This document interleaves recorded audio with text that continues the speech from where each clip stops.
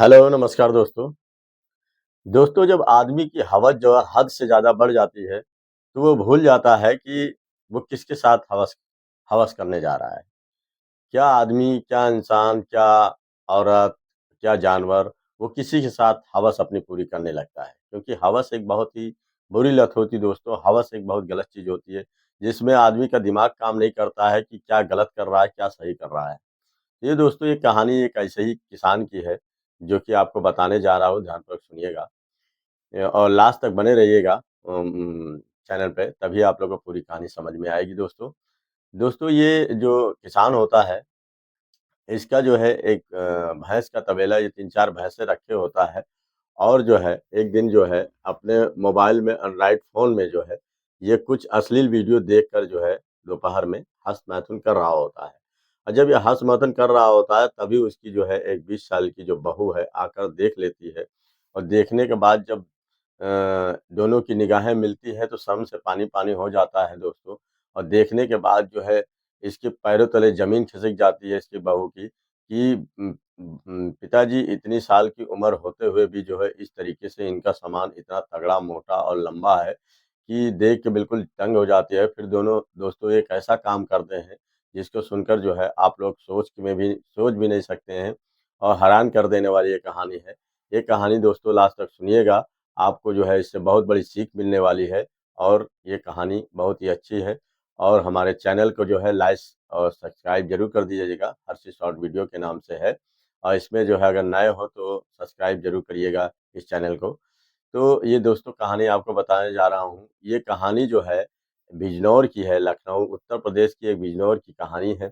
उसमें एक किसान होता है दोस्तों, वो जो है कई भैंसे पाल रखे होता है और उसका एक बीवी होती है और बीवी जो है बहुत बीमार रहती है। 3 साल से उसकी बीमारी की हालत बड़ी ख़राब रहती है, वो कुछ दवाई पे ही चलती है और ज़्यादा चल फिर नहीं पाती है, उठ-बैठ नहीं पाती है, तो इससे वो परेशान रहता है किसान और सोचता है कि इसको कौन से डॉक्टर को दिखा दूँ कि ये ठीक हो जाए। और इनका एक लड़का होता है जिसका नाम नाज़िम होता है, उसकी उम्र 22 साल होती है, वो भी अपने पिता के साथ हाथ बटाता है, काम करता है और लेकिन जो है ज़्यादा ये लोग कमा नहीं पाते हैं, बस उतना ही कि जैसे खर्चा चल जाता है। तो इनमें ये सोचने लगते हैं, कहते हैं कि बेटा कुछ कमाई-धमाई और बढ़ाई जाए, तभी जाके कुछ आगे काम होगा क्योंकि इससे खर्चा ही नहीं पूरा हो रहा है। जितना हो रहा है माँ के तुम्हारे खर्चे दवाई में ही चला जाता है, तो इससे बहुत परेशान रहने लगता है।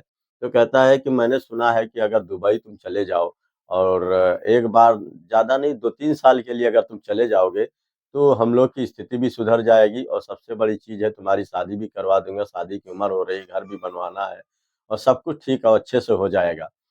तो इससे नाज़िम को भी ये बात समझ में आ जाती है, वो कहता है कि हाँ बाबू अब्बू ये बात तो सही है, क्योंकि उनके अब्बू का नाम जो अलाउद्दीन होता है, तो कहते हैं कि ठीक है जाके पता करता हूँ वीज़ा-वूज़ा कैसे बनेगा, किस तरह बनेगा, कितना खर्चा आएगा। और वैसे भी तुम ड्राइवरी तो कर ही रहे हो, ड्राइवरी वाला ही काम ठीक है। तो एक जाता है और अलाउद्दीन और पूछता है, जो भेजते हैं लोग बाहर विदेश, उनसे पूछता है जाके कि मेरे बेटे को जो है दुबई भेजना है, उसमें कितना खर्चा आएगा? तो वो जो भेजता है वहाँ पे, वो बताता है कि शेख के यहाँ अगर मैं भेजूँगा और ड्राइवरी का काम ये करेगा तो कम से कम 2 लाख का खर्चा आएगा, तभी इसका वीज़ा-वूज़ा मैं बनवा पाऊँगा। तो वो क्या करता है कि वो आता है अलाउद्दीन अपने खेत को एक कोना बेच देता है और बेचने के बाद 2 लाख रुपया इकट्ठा करके वो जाके वो जो ट्रैवलिंग वाला काम करते हैं, जो भेजते हैं सऊदीया-वऊदीया, तो एजेंटों को उनको जाके पैसा देता है। देने के बाद कहता है कि अब मेरे बेटे के जाने की टाइम कितने दिन है? कहते हैं 1 से डेढ़ महीना लगेगा वीज़ा-वूज़ा आने में और तब तक आप लोग काम-धाम जैसे आप कर रहे हो वैसे करें और मैं इसको बहुत अच्छी जगह भेजूँगा, सैलरी भी इसकी अच्छी होगी। तो इस बात पे अलाउद्दीन कुछ नहीं बोलते हैं, कहते हैं ठीक है, 1 डेढ़ साल का कहते हैं 2 साल का वीज़ा बनेगा, तो ज़्यादा अच्छा रहेगा। फिर वो लोग चले आते हैं, खेती-किसानी अपना कर रहे होते हैं, भैंस भैंस जो 3-4 भैंसें होती हैं, उनको जो है उनसे दूध जो है निकलता है और निकलने के बाद उसी से जो है अपना धनोपार्जन करते हैं, यानी पैसा-वैसा उसी से थोड़ा-बड़ा निकला करता था। तो फिर उसके बाद एक समय आता है जो अपने लड़के को ये जो दुबई भेज देता है, इसका लड़का भी दुबई चला जाता है और वहाँ अच्छे से कमाने-धमाने लगता है और पैसा भी कमाने लगता है और भेजने भी लगता है। अलाउद्दीन बहुत खुश हो जाते हैं, वो कहते हैं कि वाक़ई बेटा चला गया, अब जाने से जो है अब हम लोग की गरीबी दूर हो जाएगी। फिर ये अपनी बीवी को काफ़ी इलाज कराते हैं, फिर एक दिन ऐसा होता है कि उसकी तबीयत इतनी ज़्यादा बिगड़ जाती है इनकी बीवी की और बिगड़ने के बाद फिर जो है हॉस्पिटल में भर्ती कराते हैं, लेकिन उसको बचा नहीं पाते हैं और वो वहीं पे दम तोड़ देती है। तो उसके बाद फिर ये नाज़िम को बताते हैं कि नाज़िम तेरी माँ चल बसी और हम लोग बहुत कोशिश किए लेकिन बचा नहीं पाए। तो और ले आके जो है उसका अंतिम संस्कार कर देते हैं और नाज़िम जब सुनता है तो फटफटा के रह जाता है क्योंकि माँ से बहुत प्यार करता है। लेकिन वो कहता है कि 2 साल के लिए जो वीज़ा हमारा बना है, शेख से भी कहता है, तो शेख कहते हैं, "भाई 2 साल से पहले अगर तुम जाओगे तो जा सकते हो, लेकिन उसके बाद खर्चा तुम्हारा लगेगा क्योंकि हम लोग अपने तरफ से कुछ वीज़ा-वीज़ा नहीं देंगे।" तो इस बात पे वो रह जाता है, मन मार लेता है और फिर 2 साल का किसी तरीके से टाइम वो काटता है धीरे-धीरे।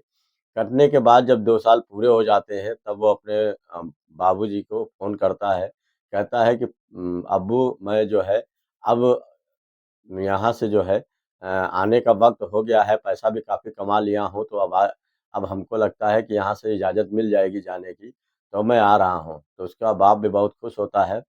तो आज जब वो घर आ जाता है, तो आने के बाद बहुत ही खुश होते हैं दोनों, कहते हैं कि अब हम लोग यहीं पे अच्छी-खासी खेती-बाड़ी भी करेंगे और कोई बढ़िया से दुकान भी ले लेंगे और पैसा भी हम लोग के पास अब खूब हो गया।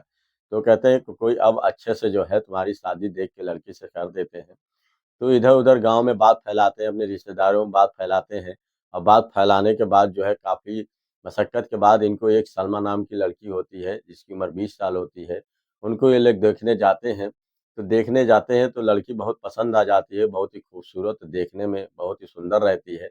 वो बहुत ही खुश हो जाती है और ये नाज़िम को देखती है तो नाज़िम भी हट्टा-कट्टा और जवान रहता है, वो देख के बड़ी खुश हो जाती है कि ये मेरा अगर हस्बैंड बनेगा तो अच्छी बात है। तो और वैसे भी 12वीं क्लास में नाज़िम पढ़ा हुआ होता है, तो सोचती है कि चलो पढ़ा-लिखा आदमी है, सऊदीया भी जा चुका है, दुबई भी जा चुका है और अच्छा-खासा कमाता है, तो उसके भी लड्डू फूटने लगते हैं। दोनों जो है एक-दूसरे से शादी करने के लिए हामी भर देते हैं और फिर इनकी एक तारीख फिक्स हो जाती है शादी की और फिर तुरंत जो है अलाउद्दीन ₹5000 निकालता है अपनी जेब से और बहू के हाथ में रख देता है, कहते हैं, "ये लो बहू, अब तुम हमारे घर की बहू हुई, अब तुम बेटी अपना अच्छे से ख़्याल रखना और जल्दी हम लोग बारात लेके आएँगे।" इस पे वो बहुत खुश हो जाती है और फिर दोनों एक-दूसरे को जो है चाहने भी लगते हैं, फ़ोन भी करने लगते हैं। आजकल का फ़ोन का ज़माना है, फिर वो दोस्तों एक दिन ऐसा होता है कि टाइम आ जाता है शादी का और दोनों की शादी हो जाती है। और अच्छे से रहने लगते हैं और जब रहने लगते हैं तो ये सलमा भी बड़ी खुश रहती है, अपने ससुर से भी खुश रहती है, अपने उससे भी खुश रहते हैं, अपने पति से भी खुश रहती है। लेकिन दोस्तों कुछ दिन का समय 6-7 महीने का समय गुज़रता है, तभी एक दिन जो है नाज़िम के फ़ोन पे एक फ़ोन आता है कि वहाँ का जो शेख होता है, कहता है कि मुझे तुम्हें अर्जेंट बुलाने की ज़रूरत पड़ गई है। एक बार अगर आना चाहते हो तो आ जाओ और पैसा भी कमा लोगे और तुम्हारी यहाँ नौकरी भी फ़िक्स है। तो तुम्हारी ज़रूरत भी है, हमें तुम अच्छे इंसान लगे इसलिए मैं तुम्हारे लिए वीज़ा भेज रहा हूँ, तुम जल्दी अर्जेंट चले आओ। तो इस पर से नाज़िम जब सुनता है तो उसको समझ में नहीं आता है कि अभी नई-नई मेरी शादी हुई है। तो अपनी बीवी से कहता है कि देखो मेरे बुलावा आ गया है, आगे जो है मुझे बुला रहे हैं शेख जी और कह रहे हैं कि साल भर के लिए ही चाहे आ जाओ, लेकिन अब मैं वहाँ क्या करूँ, जाऊँ कि ना जाऊँ? तो उसकी बीवी कहती है कि अरे जाओगे तो पैसे ही देंगे और दूसरी बात है एक बार पैसा लेके आ जाओगे तो अच्छा ही रहेगा ना, तो दूसरी और हम लोग यहाँ अच्छे से कारोबार कर लेंगे, फिर वहाँ जाने की क्या ज़रूरत है? तो इस बात पे वो नाज़िम भी बड़ा खुश हो जाता है, कहता है बीवी तो सही बोल रही है। तो उनके पिता भी अलाउद्दीन भी कहते हैं कि अरे बेटा एक बार और चले जाओ अभी-अभी तुम्हारी नई-नई शादी हुई है, अभी तो पूरी ज़िंदगी तुम्हारे साथ पड़ी है। अच्छे से बढ़िया पैसा होगा तो अच्छे से गुज़र-बसर करोगे। इस बात पे नाज़िम को भी समझ में आता है, वो क्या करता है कि अपना जो है कपड़ा-लत्ता पैक करता है और फिर वहाँ से दिल्ली के लिए बम्बई जाता है, बम्बई से वहाँ फिर दुबई चला जाता है शेख के पास और वहीं रह के काम करने लगता है। ऐसे ही 3-4 महीने का समय जब गुज़र जाता है, तो वो उसका पिता जो है वो कहता है कि टाइम मेरा पास नहीं होता है बहू लगता है कि मुझे एक एंड्रॉइड फ़ोन ले लेते हैं, कुछ फ़ोन में कुछ देखे करेंगे, गाना-बजाना जो भी आता है, भक्ति संगीत आता है, सुना करेंगे। तो जाता है 22,000 का एक मोबाइल ले लेता है। एंड्रॉइड के मोबाइल लाने के बाद फिर उसमें सब देखा करता है, अच्छे-अच्छे गाना, भजन सब सुनता रहता है। तो कहता है बहू अब मेरा टाइम अच्छे से गुज़र रहा है, बहुत ही अच्छा लगता है। फिर एक दिन दोस्तों वो क्या करता है, देखते-देखते उसकी मोबाइल पे एक अश्लील वीडियो आ जाती है और फिर वही देखने लगता है। तो देखने के बाद फिर उससे जो है पूरा सेक्स सेक्स देख के मज़ा आ जाता है। तो वो देखने के बाद फिर वो सोचने लगता है कि अब मैं करूँ तो क्या करूँ? उसको जो है सहन नहीं होता है, उससे उत्तेजना काफ़ी हो जाती है फ़ोन देखने के बाद। फिर वो जाता है, कहता है किसके पास जाऊँ, क्या करूँ? समझ में नहीं आ रहा है। फिर वो भैंस के पास जाता है, भैंस के तबेले में और जाने के बाद कहता है यहाँ तो कोई मुझे देखेगा नहीं और क्यों ना मैं जो भी मुझे सेक्स करना है इस भैंस के साथ कर लूँ। तो वो भैंस के साथ शारीरिक संबंध बना रहा होता है और खूब मज़े से ले रहा होता है, गपा-गप कर रहा होता है और करने के बाद उसे काफ़ी मज़ा आ रहा होता है और कम से कम 10, 15, 20 मिनट ऐसे ही खपा-खप करता है और ये भैंस को भी कुछ बोलती नहीं है, खड़ी रहती है वहीं पे। तब तक अचानक जो है फिर फट-फट की आवाज़ आने लगती है। तब उसके बगल के कमरे में से उसकी बहू जब सो रही होती है, वो उठती है तो उसको समझ में नहीं आता कि आखिर फच-फच की आवाज़, ये किस तरीके की आवाज़ें आ रही हैं ज़ोर-ज़ोर से और कोई लग रहा है कोई काफ़ी मेहनत कर रहा है और लग रहा है कोई है क्या? वो इधर-उधर देखती है, उसको समझ में नहीं आता है। फिर वो भैंस के तबेले में जब देखती है तो इनके जो ससुर हैं वो नंगे खड़े रहते हैं और पूरा जो है शरीर से कपड़ा नहीं होता है और वो भैंस के साथ शारीरिक संबंध बना रहे होते हैं।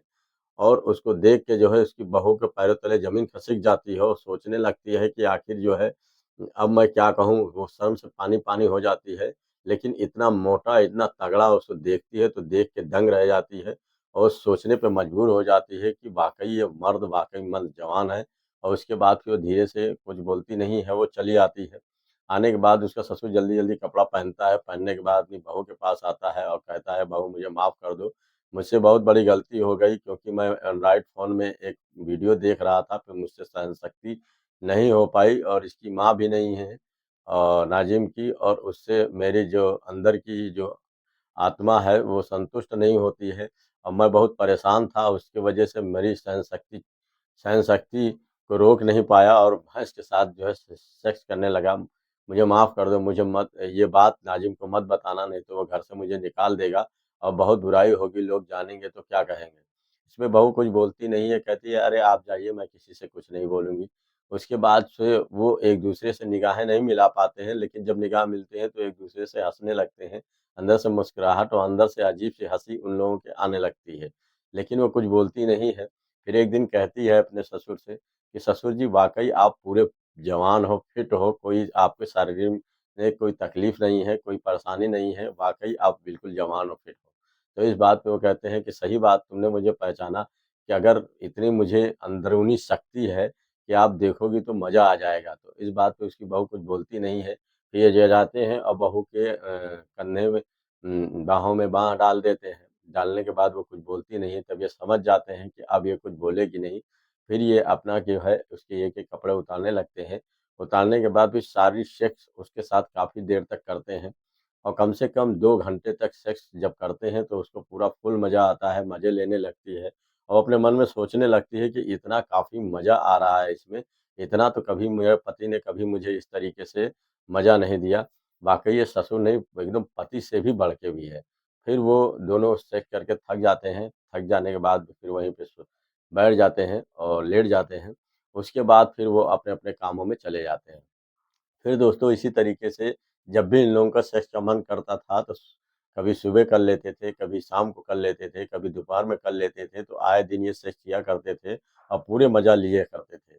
और इनको इसी तरीके से मज़ा आ रहा था और करते-करते दोस्तों ऐसे ही जो है समय कम से कम 4 महीने का और निकल जाता है और जब निकल जाता है तो कोई जान भी नहीं पाता है कि आखिर इन दोनों में क्या है। लेकिन एक दिन ये बाहर बैठी रहती है सलमा और बैठ के जो है कुछ ठंडी का समय होता है, धूप सेंक रही होती है, तभी कुछ औरतें देखती हैं तो इसका पेट कुछ बड़ा-बड़ा लगता है, तो वो सब सोचने लगती हैं कि इनका पेट क्यों बड़ा है?